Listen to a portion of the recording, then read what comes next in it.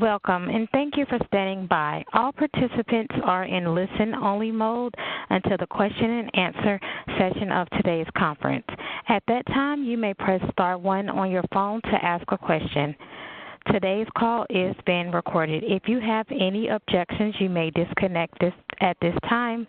I would now like to turn the conference over to Heather Brown. You may begin. Thank you, operator. Welcome, everybody. I'm glad we have a good crowd online today. We're going to, get started. This is the first part of a 4-part series on your money, your goal, and I have the dates for the other parts listed here. I have to give my standard disclaimer. This presentation is being made by a Consumer Financial Protection Bureau representative on behalf of the Bureau. It does not constitute legal interpretation, guidance, or advice of the Consumer Financial Protection Bureau. Any opinions or views stated by the presenters are the presenter's own and may not represent the Bureau's views.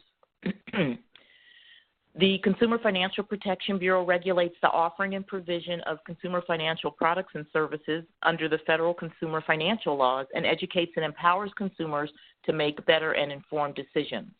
And this program is being sponsored by the CFPB FinEx program, Financial Education Exchange, in which we have over 5,000 financial educators, social workers, coaches, counselors, and various other professionals that provide adult education in the area of consumer financial literacy. So this just kind of gives an overview of some of the things that we do. If you're not a member, the email is at the bottom of your screen, and you can send in a request to be placed on the list, and you will receive advance notification of the conferences as well as information on anything upcoming, anything upcoming like research, new tools that come out. This slide is a picture of the screen that you'll see on our Financial Educators webpage. It changes with the webinar that's being offered. That's the most upcoming webinar, and you can see the link at the bottom of the page. So you can also check back there to know what's going on with webinars. And we have just the links that are to some of the other things that you might find helpful.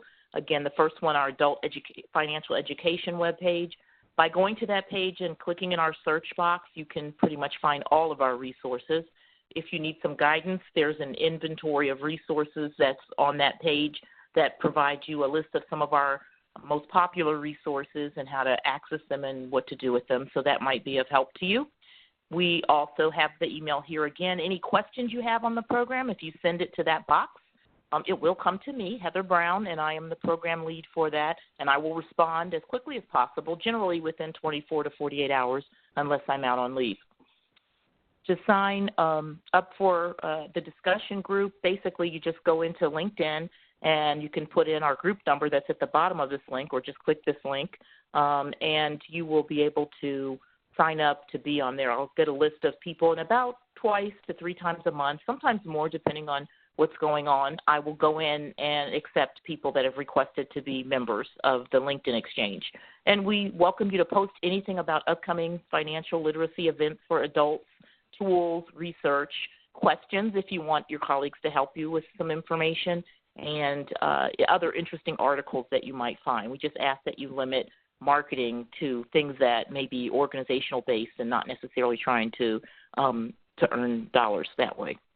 Okay, thank you so much for joining us. And just so you know, the next webinar is going to be this coming Tuesday, coming up, April 9th. And we welcome you to attend that and to also spread the word to others about it.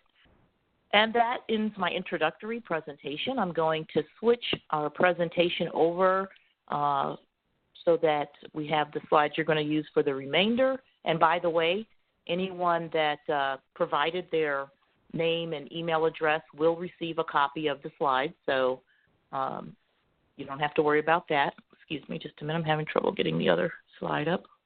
There we go.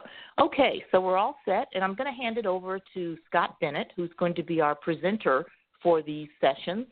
And Scott, you should be getting a request to be presenter.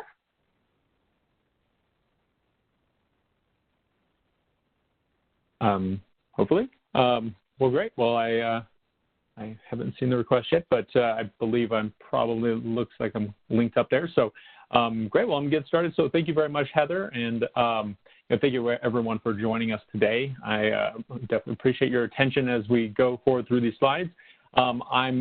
There are a couple times where I want to just make sure that everybody's keyboards work, and so I'll have a couple little, maybe a little interaction type of activities that I'd love to have everyone's feedback on.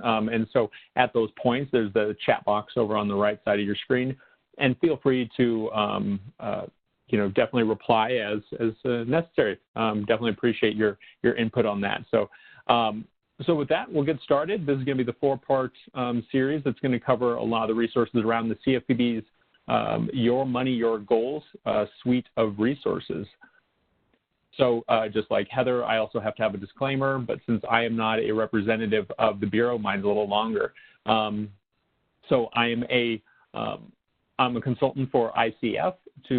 We're contracting for the CFPB to provide this presentation. So, of course, any of the opinions that I state does not constitute any legal interpretation, guidance, or advice of the Bureau. And so my opinions are mine and mine alone, not the Bureau's. So with that out of the way, let's get started.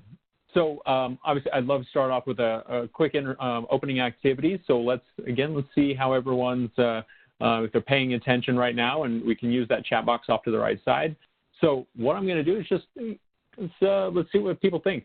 So into the chat box, let's see how many different words, phrases, sayings, songs, or associations you have with the word money. So when you think of the word money, what comes to mind?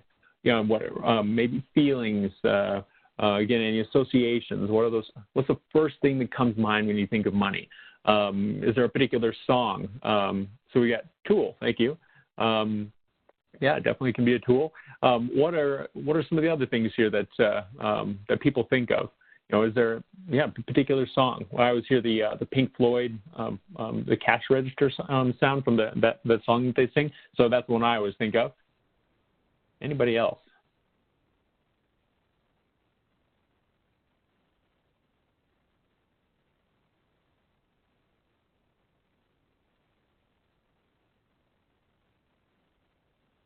Best things in life are free. I love that phrase. That's perfect. So if you can, make sure you're using the chat box. I think we actually have a question option in there, and I can't see those yet. So we've got savings, banking, freedom, credit, retirement, comfort, vacation. Excellent, excellent. So yeah, it's, again, hopefully everyone's, started thinking while we're going this. Even if you didn't type out one, hopefully you already started thinking about what money means to you. What is your reaction when you think of money? Did you cringe the second you hear the word money, or did you light up? Was it something positive to you? Well, money itself is just any generally accepted medium of exchange. So, like actually one of the first replies, it's a tool. It helps us purchase goods. So, but we think obviously it's much more than that. We think about all the different things that came to mind. Relief, yeah. We think about all the different things that come to mind when you think of the word money. We can maybe it starts bringing up feelings or memories or just whatever it means to you. It obviously is much more than just any generally accepted medium of exchange. So where does that come from? So we've got, whether it's, from your family, peers, school, media, the advertisement that you see regularly. These associations come from a lot of different sources. And so how that reflects our attitudes and our feelings about money, well, our attitudes and our feelings about money might be rooted in some of those associations. So again, if we've got those positive associations, they might start coming out in some of the attitudes that we have around money. And so when we get into how those attitudes and the feelings are related to those behaviors and actions that we have around money, well, those behaviors and actions are often driven by those attitudes and feelings. This is part of the reason why our knowledge, what we know is good practice with money, and sometimes our knowledge and our actions don't always line up. We know we should take a particular action. We know we should, but we don't for whatever reason. So what that means when we're working with people we serve, well, the attitudes and feelings with how they may drive the practices and actions.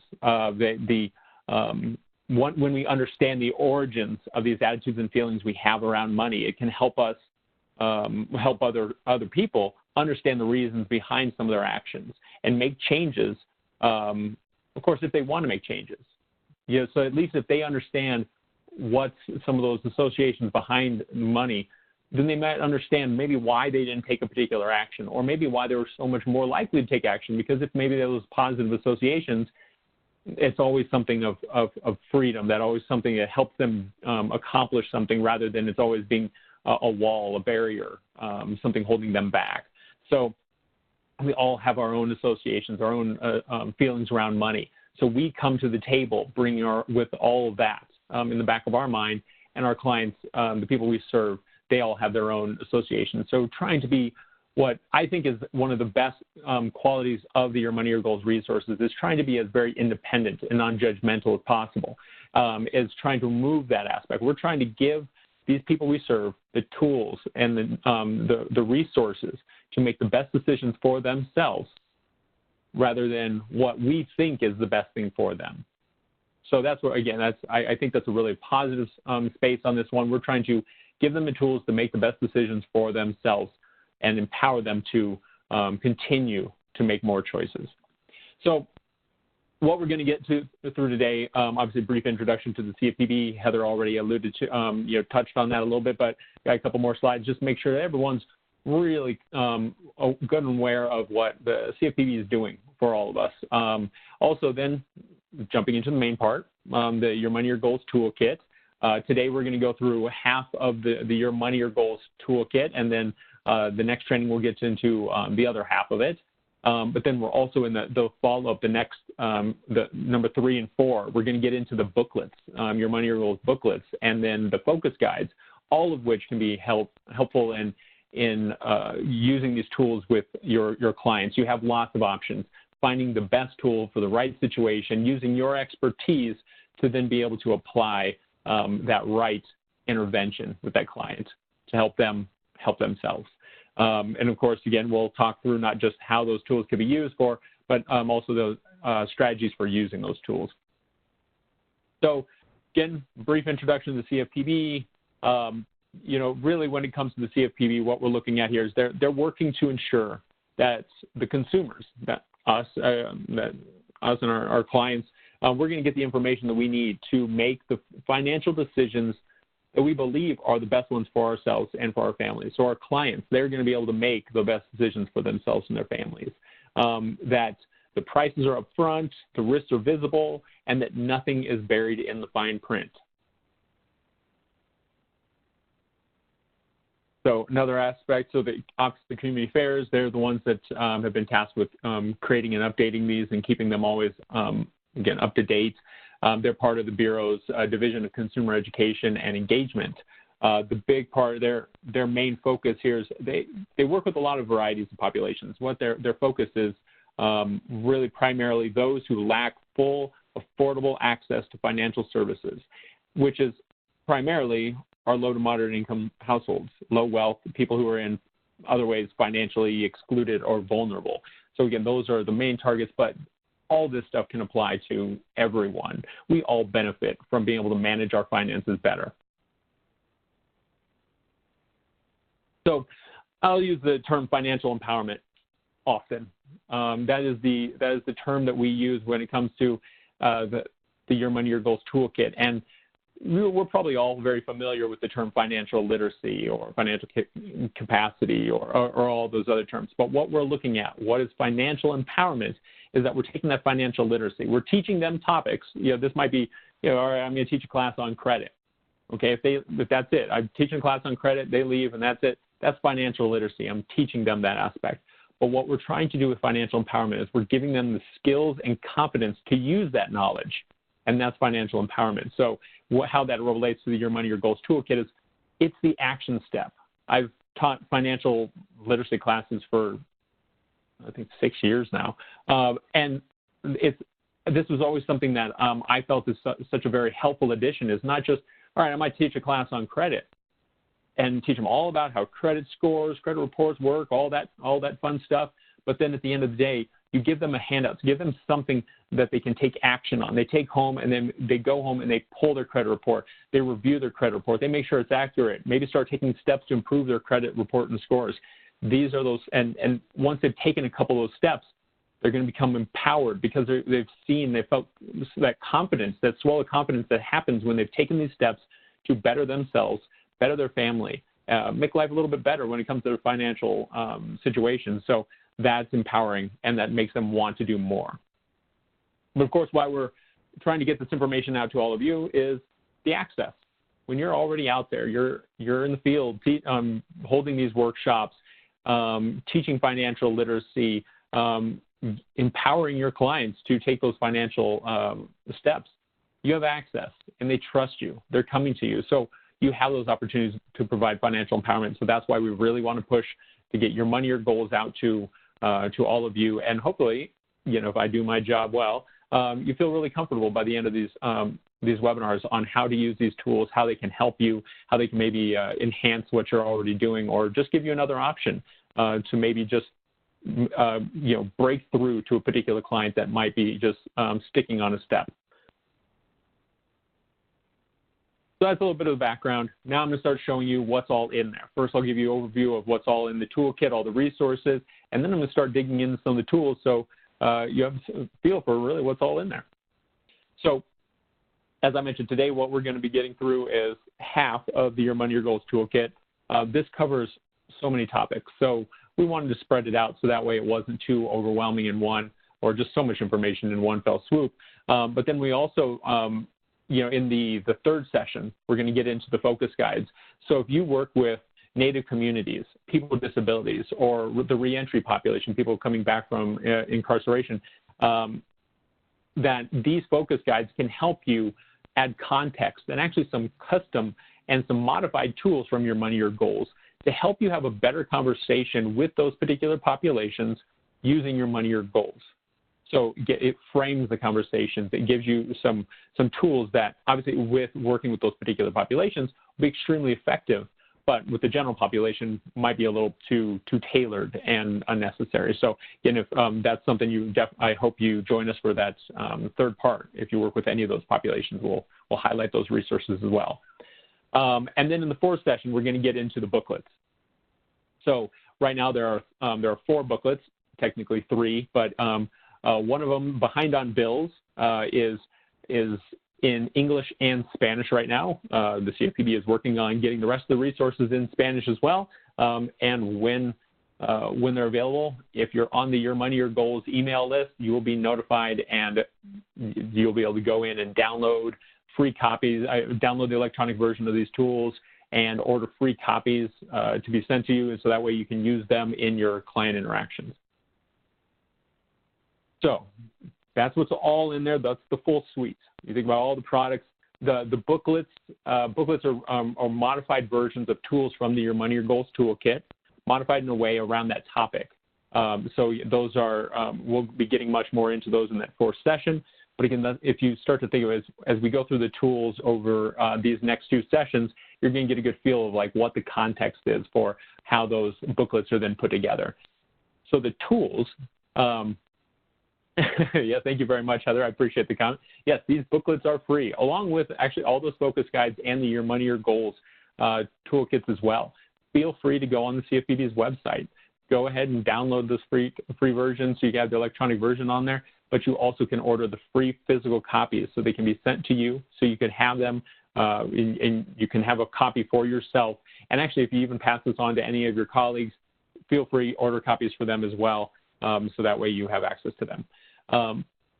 But now within the topics, here's what's in the toolkit. Here are the topics that we've got. So there's an introductory section that gives you some background information, helps if financial empowerment is new to you, financial conversations in general are new to you, this can give you a little bit of context on how to have these conversations, ways to get started, ways to even just get used to listening for some of those cues that can help you then respond with the right tool. So if you're having a conversation with somebody about, maybe just they're coming to you for getting financial aid for some reason. And during that, they mention that they something they just kind of let slip, or mention that they're having issues paying particular bills. Well, at that point, if you become comfortable with these tools, you'd be ready to be able to go right into the toolkit, find those couple tools that you think would be the right ones to just print out, let them work through those tools. If you even have a moment with that client, you could print them out, and they're so self-explanatory. There's even a front page that explains how to use the tool. You could just hand it to them. Give them a little bit of background, explain it to them why you're handing them this tool and what it can do to them, do for them, but then they can take that. Or if you have the time, if you have time for like one-on-one, or even if you're in like full workshops with lots of clients, this can be something that they can then work through themselves with a little guidance from you, or with a lot, depending on how much you have time to do.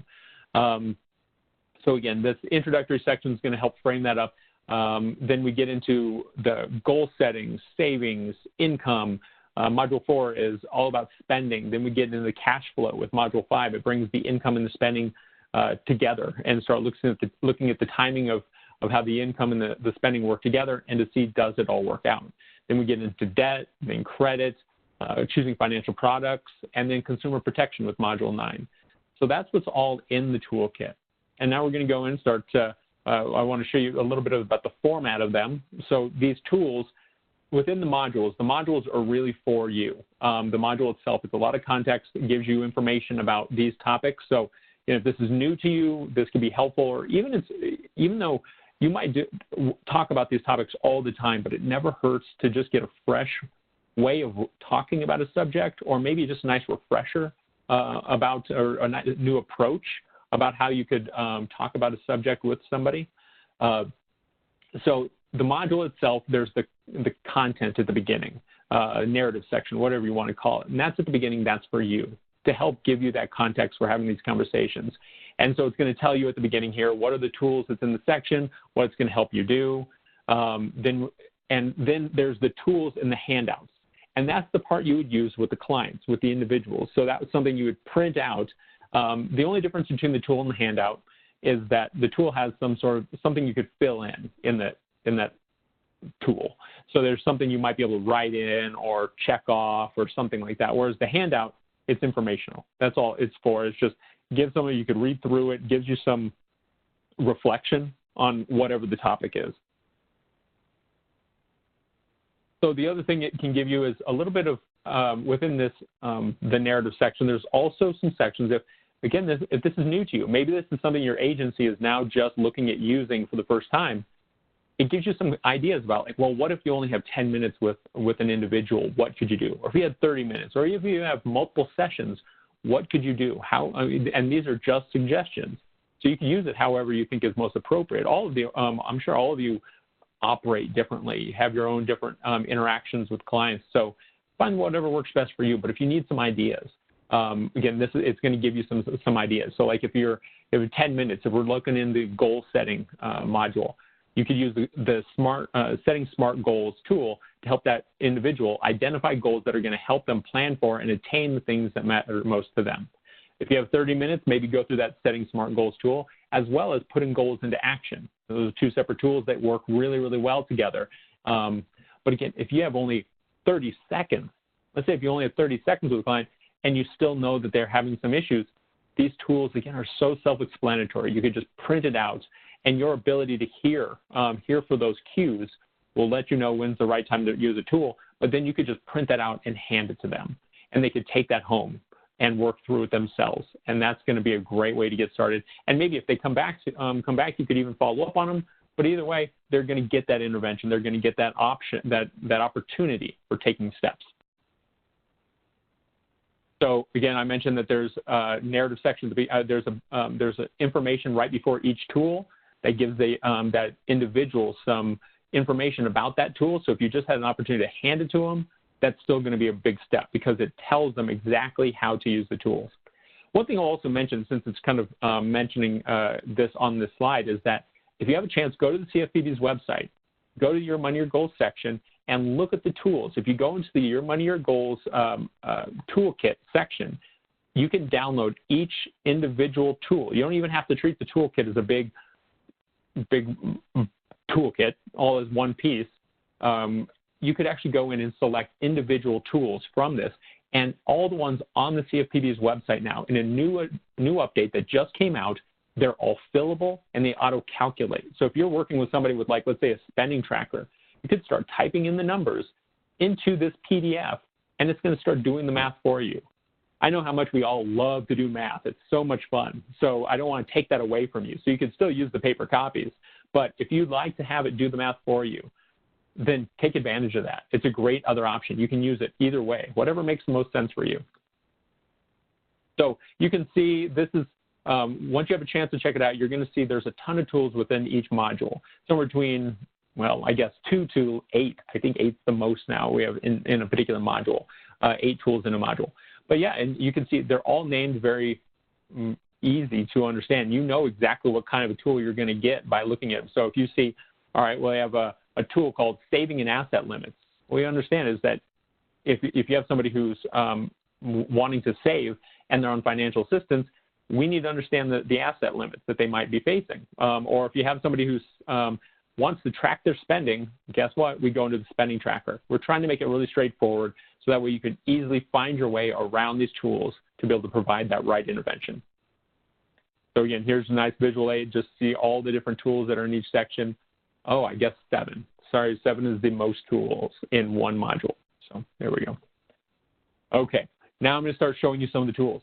First, I'm going to get into the Starting the Money conversation. This is in the introduction section. So in there's a tool. Now this one we're not going to go through. I don't have a screenshot of this one, but I want you to reflect on this one. And if you have an opportunity, go back and check this out yourself. Bring up the tool. This financial empowerment self-assessment is for staff. This is for the service provider to test you, to see where you're at in terms of your knowledge about topics, as well as maybe even comfort level around topics.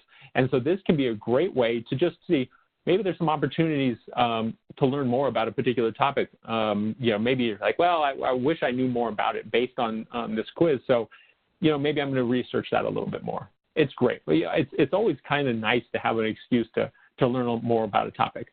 But the other thing you might find is that you knew more about a topic than you thought you did. And that can be pretty empowering. That can be another great reason for just now you'll feel more comfortable talking about a particular topic. So I recommend everybody take a chance to check out this particular tool, test yourself, and see where you're at.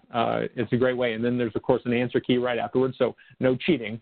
But go afterwards and check your answers, see where they're at, and it'll tell you where to find out more information.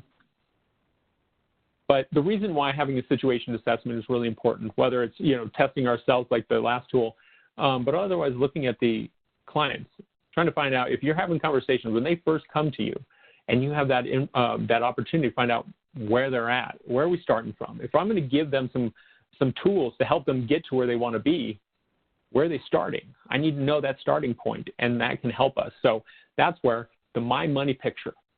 In the introductory section, there's the quiz for you, and there's basically the quiz for them. And the My Money picture is the one for the clients. So you see on the left side is the actual tool itself. You could print out copies of this. So if you have opportunities for assessment for your clients, like maybe there's a intake portion of your case management, go ahead, print out copies of those, and you can hand those out. Let them walk through it. And then there's an answer key right afterwards. So until you feel more comfortable with exactly how to navigate the toolkit, feel free to refer to that. And that's going to help you make sure that you're helping continue the conversation. So if you have an individual on question, let's say question 4.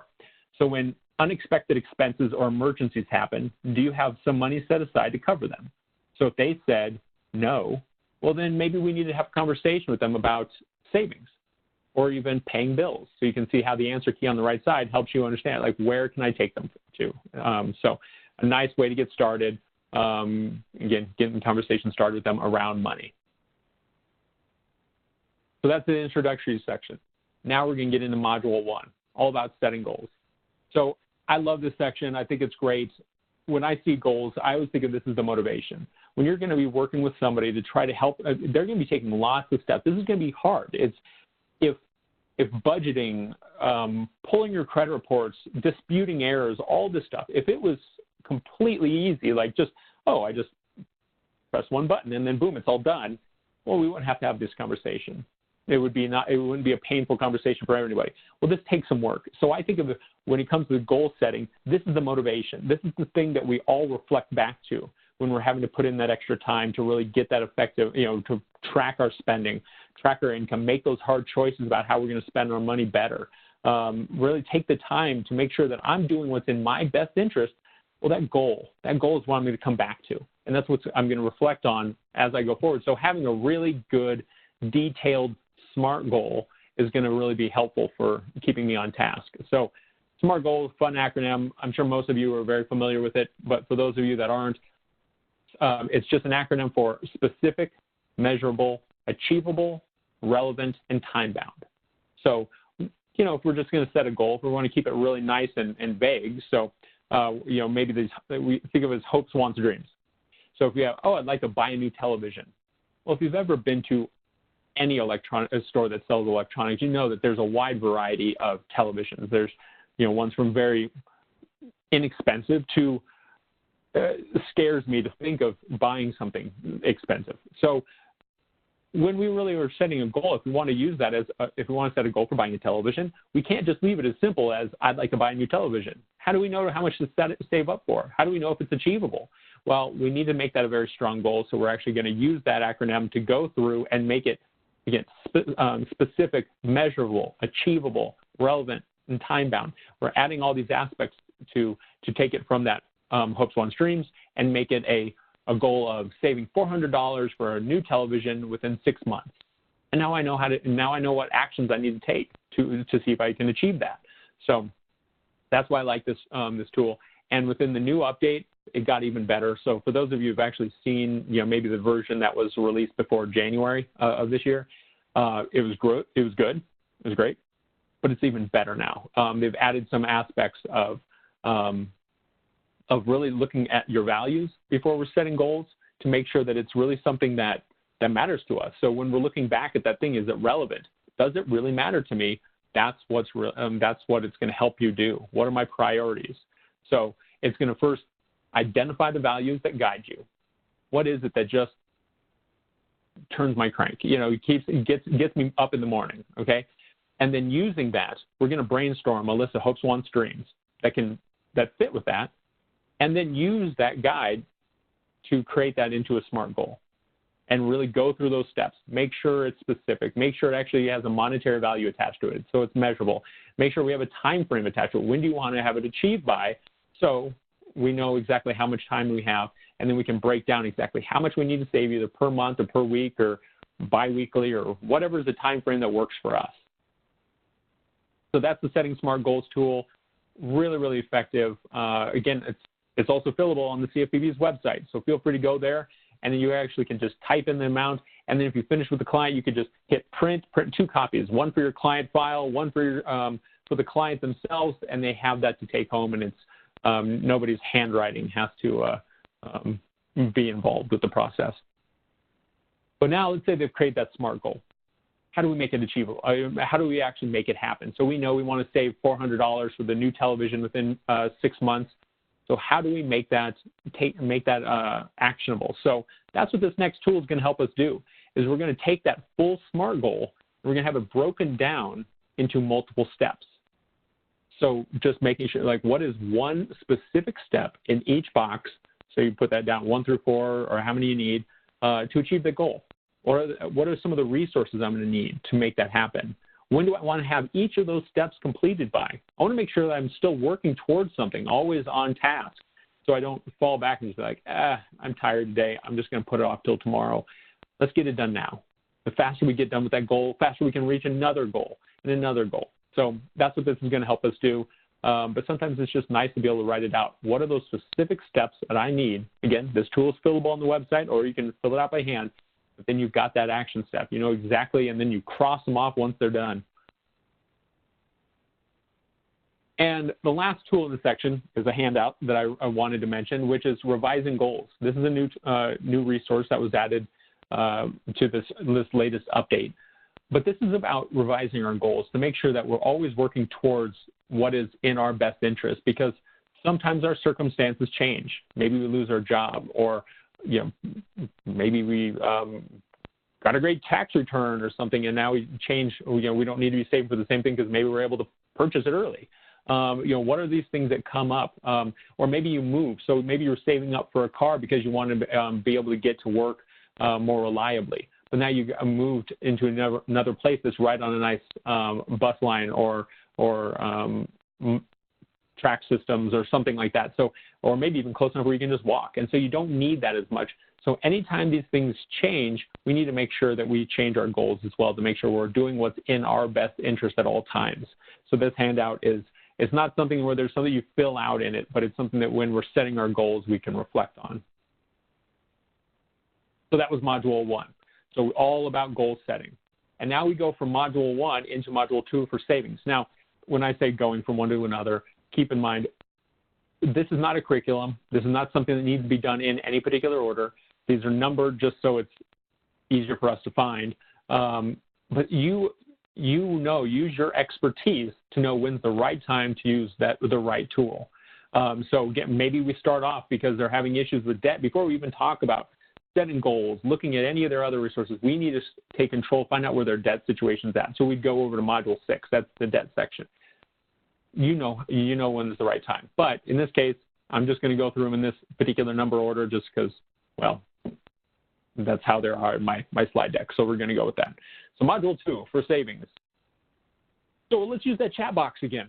Again, chat box, please, so I can make sure I can see them. What are some examples of unexpected expenses or emergencies? Things maybe you've faced or even just clients or people you've worked with or even just things you've heard of before. What are some examples of unexpected expenses or emergencies? Yeah, you get furloughed from work, car repairs. Excellent.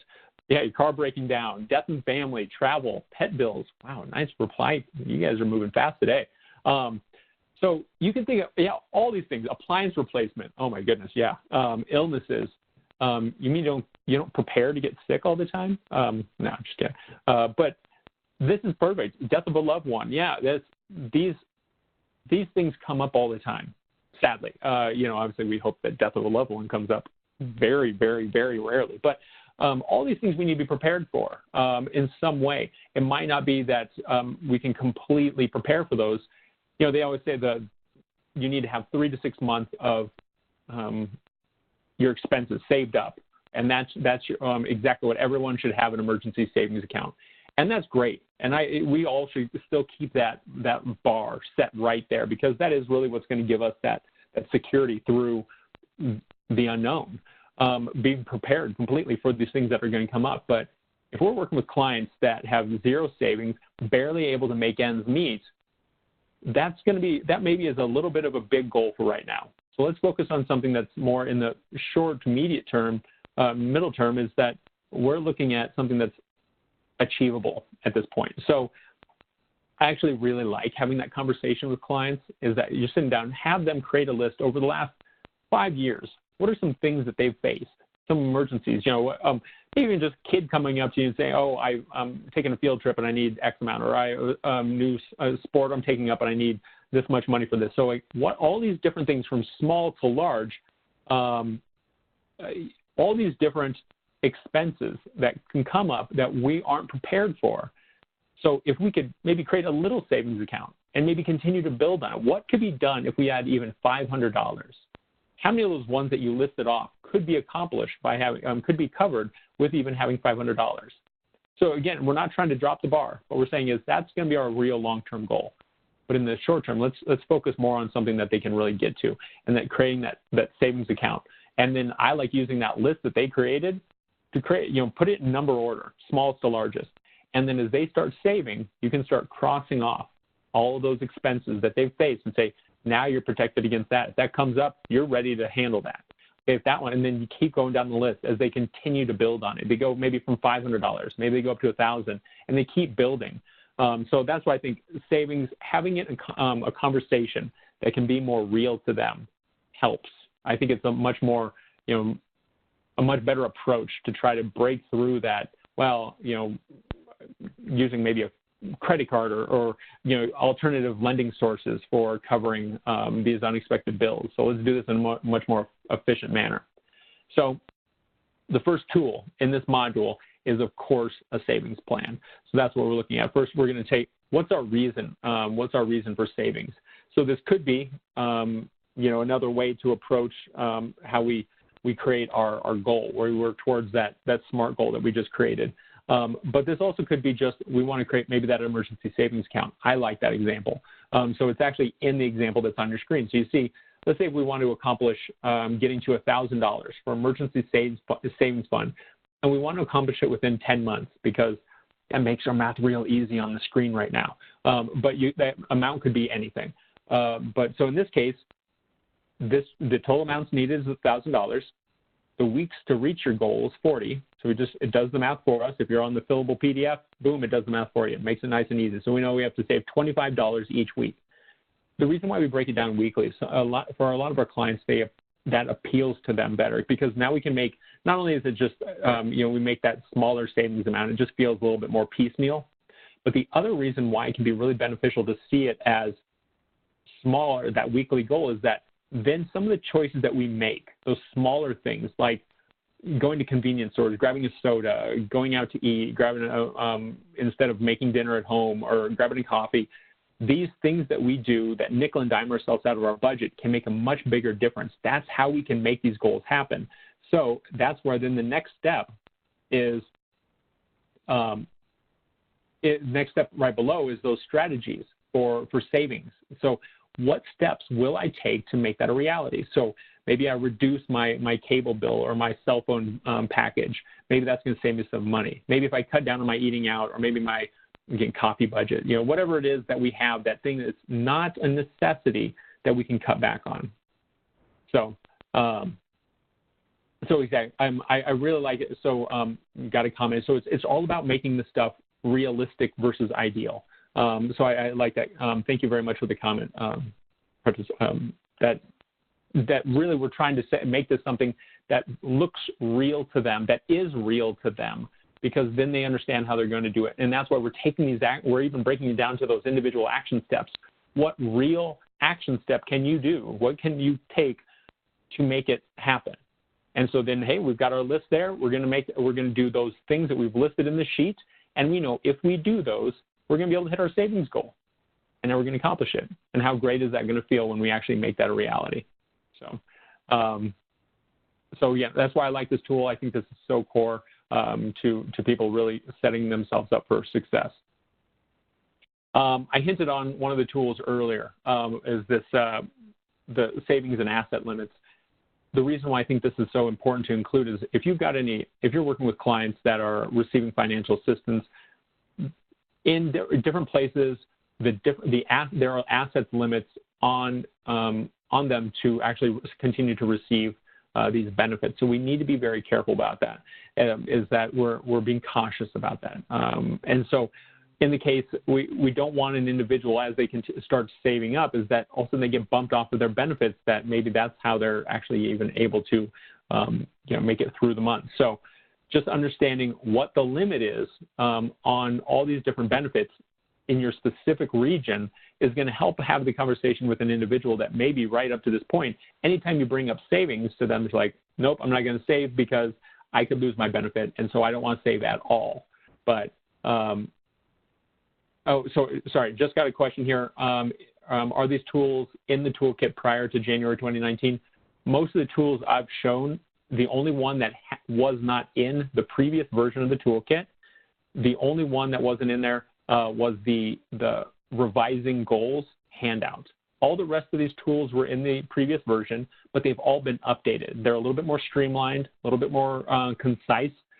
Most of them fit now in 2 pages, whereas maybe they fit in 3 or 4 pages beforehand. So they're really, really great tools. They did a great job in formatting them to be a little bit more approachable. But again, sorry, kind of distract on that, this asset limits, but if you're having difficulties speaking with clients because they're on financial assistance, that they don't want to save at all because they're receiving this assistance because of that asset limit, if we could write down for them, here are all the benefits you receive, and say, here are the asset limits for all of them. Let's say the minimum one, the smallest one, was $2,500. Well, then now we at least can have an open conversation. It's always up to them whether or not they want to save. We're not telling them they need to save, but now at least they can make that choice and say, you could save up to this amount without losing your benefits. So maybe that would open them up to saying, maybe let's halfway. Maybe they feel comfortable going halfway and save up to $1,000. That can be very liberating. So again, hopefully that helps you with a conversation you might want to have. So I really like this one when I'm talking to people about, the next tool is finding a place for savings. Is sometimes it's actually a conversation like, where do you want to save your money? And there's lots of different options. So I'm sure if you just thought out right now, what are the different places where you could save money, whether that's in a savings or checking account, or maybe an investment option like a CD or something like that. But there's lots of other options like hiding it in your house somewhere, like under the mattress, or burying it in the backyard or something. There are tons of different places you could save money. But we want to have a real straightforward option. We're not saying which one is the best, which one is the right one, because all of them have upsides and downsides. There's some risks and benefits to each of them. So this is another sheet that gets back to that point I made earlier about we're not trying to tell them what to do. We're giving clients the options, the ability to just choose apples to apples comparison and find what is the best option for themselves and their family. Not what we want for them, but what they want for themselves. And just compare, look through what's the benefits, what the risks for these different situations, and make the best decision for themselves. So this is what the tool looks like. You've got an option in there. So, again, saving money at a bank or credit union, there's the benefit is that the money is protected and it's insured. So that's really great. You know that money is safe there. The risk, though, is that you might, if you don't use the account properly, you might get charged a fee, and it might also, and you might not have complete access to that account. It might be, let's say, Sunday night at 9 p.m., you might not be able to pull that money out. I guess with ATMs, that's probably not that big of a concern. So there's different things that this can be affected. But then there's also saving money with a friend or family member, just like leaving it with them. Well, there's no cost to maintain it, but it might not be quite as safe and definitely not insured. So again, we're just trying to let them have the options and compare for themselves and decide for themselves.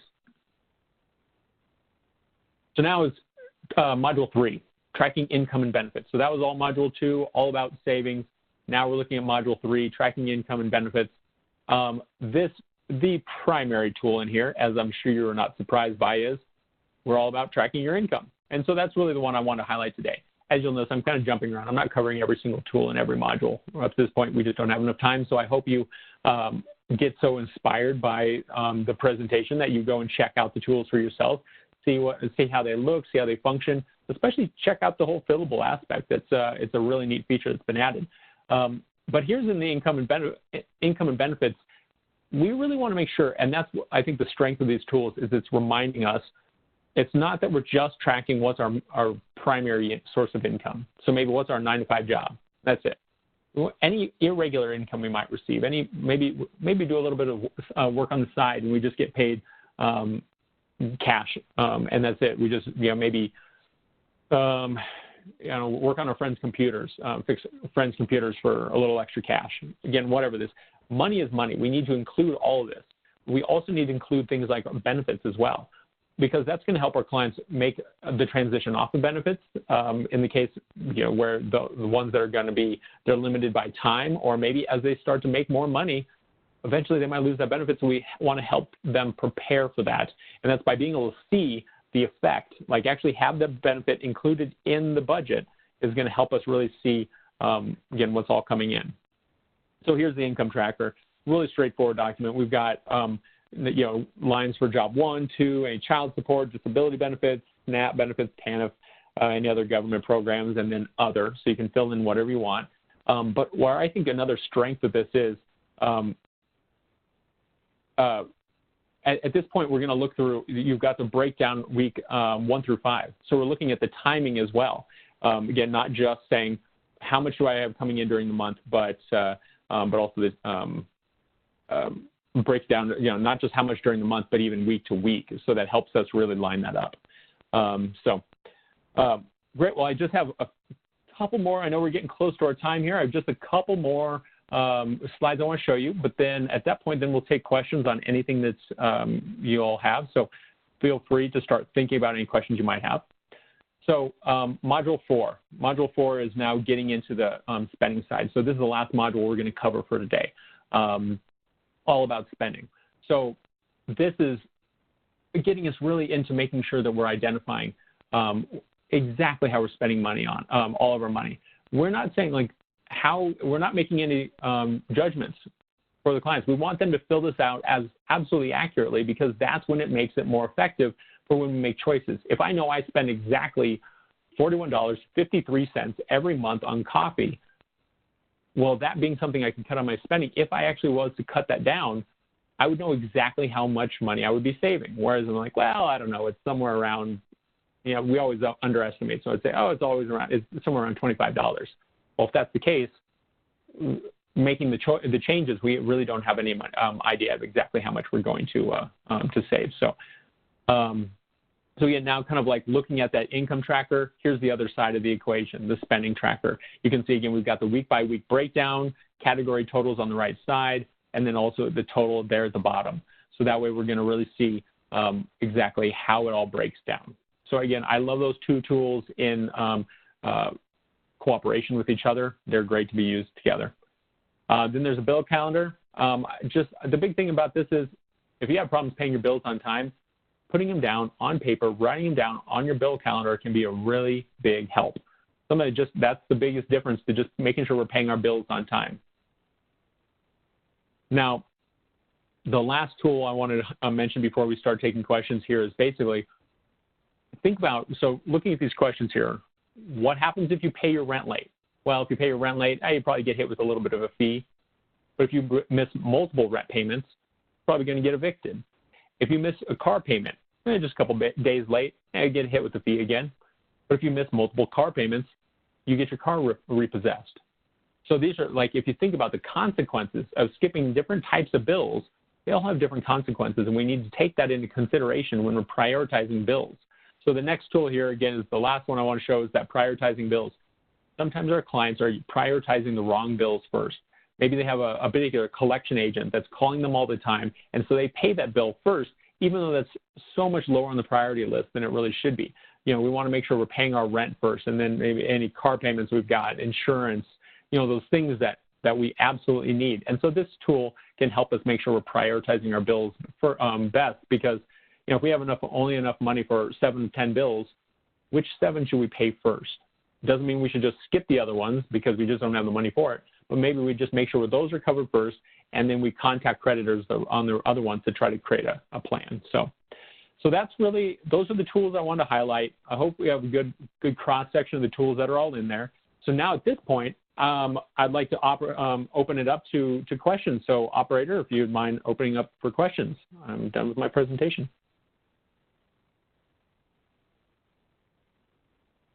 We will now begin our question and answer session. If you would like to ask a question, please press star 1 from your phone and unmute your line. Please speak your name clearly when prompted to be placed into the queue. If you would like to withdraw your question, please press star 2. Again, if you would like to ask a question, please press star 1. One moment as we wait for any questions. While we're waiting for questions, I just want to thank you, Scott. That was a fabulous presentation. It was very interesting, and you have a lot of positive energy behind this, and you gave some very practical skills and ways to use that toolkit. So we're really looking forward to the remaining 3 sessions. If anyone has questions, please don't be shy. There's no question that's too small and no question that's too big. If we can't answer it, we'll research it and get back to you. So this is a great time to get some information on how to use these great tools. And I am going to send a copy of these slides to everyone, but please know that you can also go download the entire slide deck from the website, Your Money, Your Goals. So that's something that everybody that is participating in this probably will want to do eventually. Great. Operator, did you get any calls yet? There are currently no questions in queue. Okay. It looks like we did get one in the chat box, so that's great. So the question here is from Kara, says, where can we find the sheet that tells us what we can talk about if we have 30 minutes, 10 minutes, et cetera, with clients? And so in each of the modules, so if you go into, let's say, Module 1, you're going to see that in the narrative section at the beginning. So before we get to the tools section, it's going to be in that beginning section of each individual module. So if you wanted to look into what conversations could you talk about if you had 10 minutes or 30 minutes with a client on income, well, you can go into the income section in Module 3 and then look at that section and get some ideas from there.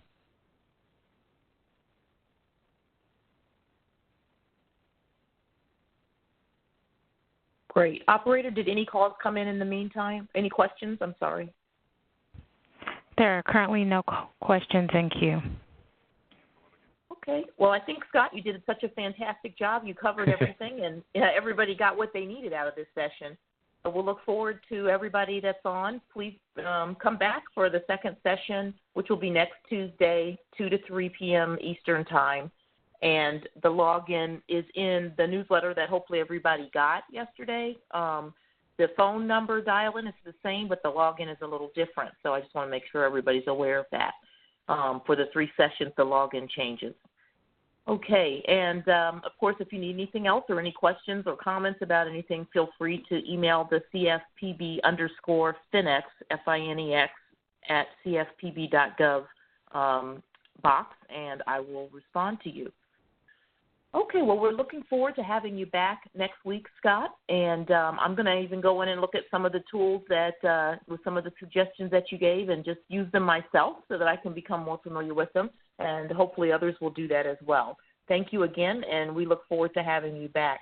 Operator, this is going to conclude our call.